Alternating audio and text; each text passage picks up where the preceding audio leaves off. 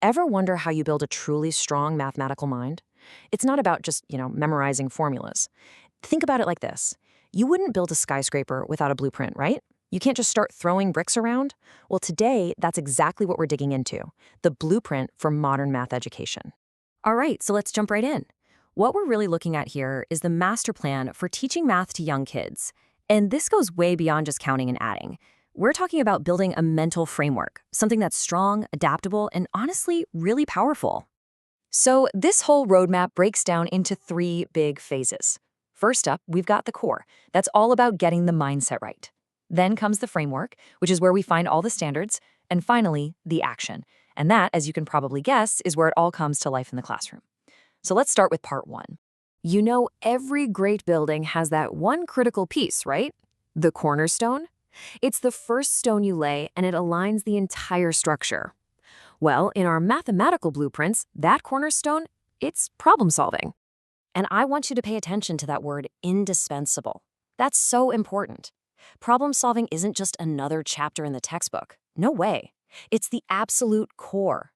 Everything else, I'm talking basic arithmetic, even complex algebra down the road, it's all there to support this. Okay, so this huge cornerstone of problem solving, it doesn't just float there. It's held up by two massive pillars. You've got mathematical thinking on one side.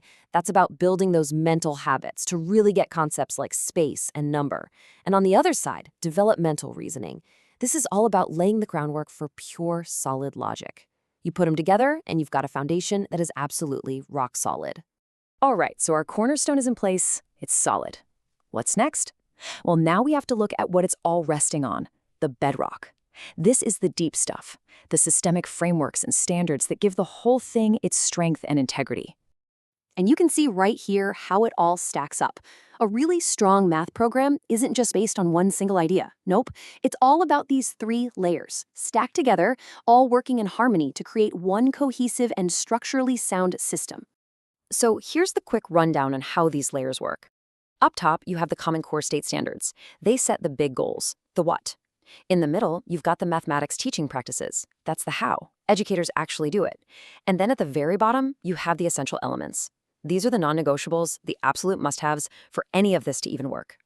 Let's zoom in on that bottom layer for a second, the really foundational stuff. For any math program to really work, it has to have these 5 things. You need a commitment to access and equity for all students. You need a powerful curriculum. You got to have the right tools and technology. Assessment needs to be meaningful and aligned. And the whole thing has to be wrapped in a culture of professionalism. You take away any one of these, and the whole structure starts to get wobbly. Okay, so we've got our cornerstone, we've got our bedrock. Now, for the fun part, the actual construction.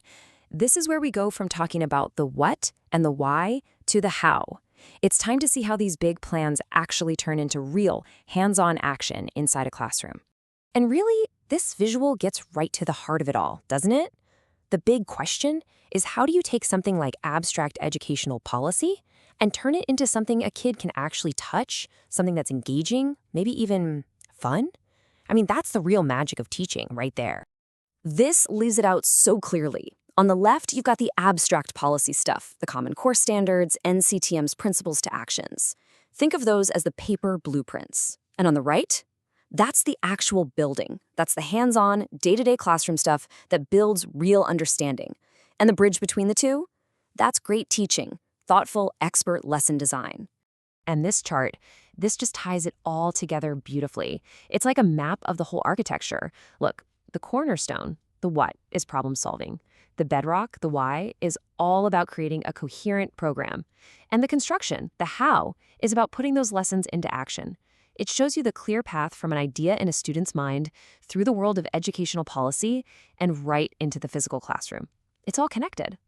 But here's the real kicker, where it all clicks into place. This isn't like building a house where you finish and then walk away. No, this is a dynamic, living ecosystem.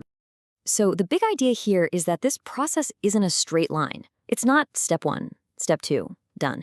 It's a powerful, reinforcing cycle where every single part makes all the other parts stronger. Just take a look at this diagram. You can see how the standards in the middle are driving this continuous loop of teaching practices. You're setting goals, you're asking good questions, you're getting students to share their thinking. It's all constantly moving. It's a living process, not just a static checklist you tick off. And this right here, this brings our entire blueprint full circle. See how it works? The problem solving that happens in the classroom connects to the standards. Those standards then guide how you design your lessons. And that great design, it just creates more opportunities for awesome problem solving. It's this perfectly interlocked, self-sustaining system. You know, this quote from the source material just nails it. Objectives are not isolated tasks. They are a continuous pedagogical loop. We can't think of these things as separate items on a to-do list. It's all part of one big loop. And that loop is what keeps a great math program going, what makes it effective and powerful for the long haul. So, let's wrap this up. We've walked through the entire blueprint for building a strong mathematical mind, right? We have our cornerstone, problem solving. We have the bedrock of solid standards, and we have the construction, the real action that happens in the classroom. So I guess the only question left is, now that you have the blueprint, how are you going to use it to start building?